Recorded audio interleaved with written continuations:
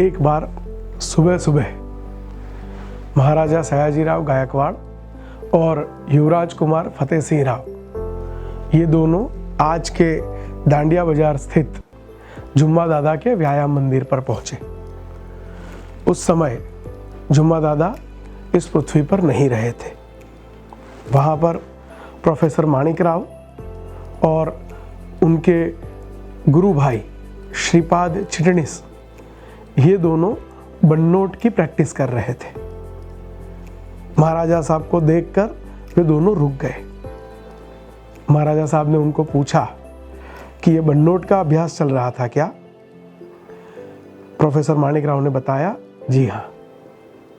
बन्नोट एक ऐसी गुप्त कला है जिसमें एक निशस्त्र व्यक्ति किसी भी शस्त्र वाले व्यक्ति का प्रतिरोध कर सकता है, उसके ऊपर आघात कर सकता है। प्रोफेसर माणिकराव जी ने बताया कि जुम्मा दादा नहीं रहे, यह समय ऐसा है जब यहाँ पर कोई होता नहीं है, इसीलिए हम दोनों गुरु भाई मिलकर इस विषय का अभ्यास कर रहे थे।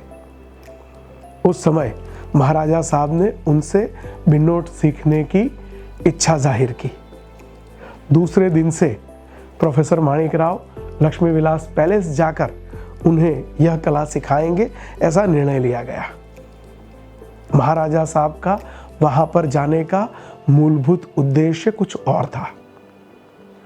जुम्मा दादा के न रहते हुए भी श्रम की इस साधना को, शक्ति की इस साधना को प्रोफेसर माणिकराव अपनी शक्ति के अनुसार, अपनी क्षमता के अनुसार आगे ले जाने का प्रयास करते थे।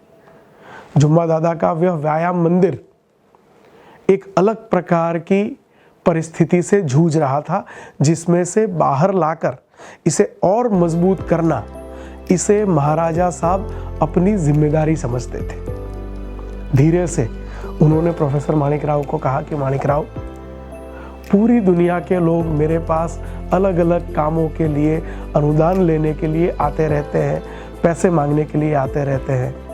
आपने कभी अपने लिए, इस व्यायाम मंदिर के लिए कभी भी पैसे नहीं मांगे।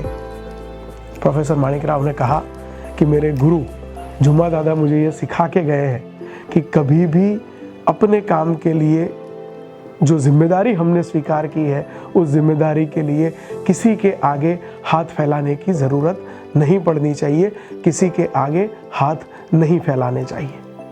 और आप महाराजा हैं, आप हमारे पिता हैं, प्रजा के पिता हैं, आपसे कुछ छिपा नहीं है और आपसे कभी कुछ मांगने की हमें ज़रूरत भी नहीं पड़ी है। हंसते हुए धीरे से महाराज साहब ने कहा कि वडोदरा राज्य का सैन्य, उसको प्रशिक्षण देने की जिम्मेदारी आपको दी जाती है और यही जुम्मा दादा व्यायाम मंदिर में इस सैन्य को आपको तैयार कर रहा है।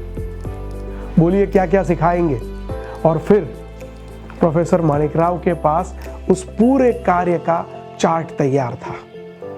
उन्होंने उस चार्ट को महाराज साहब के सामने रखा और इस प्रकार से वडोदरा के सैन्य को तैयार करने की जिम्मेदारी प्रोफेसर माणिकराव को सौंप के, जुम्मा दादा व्यायाम मंदिर को सौंप के, जुम्मा दादा व्यायाम मंदिर का आयुष्य बढ़ा लिया गया और साथ में अपने सैन्य की मजबूती भी सुनिश्चित कर दी गई।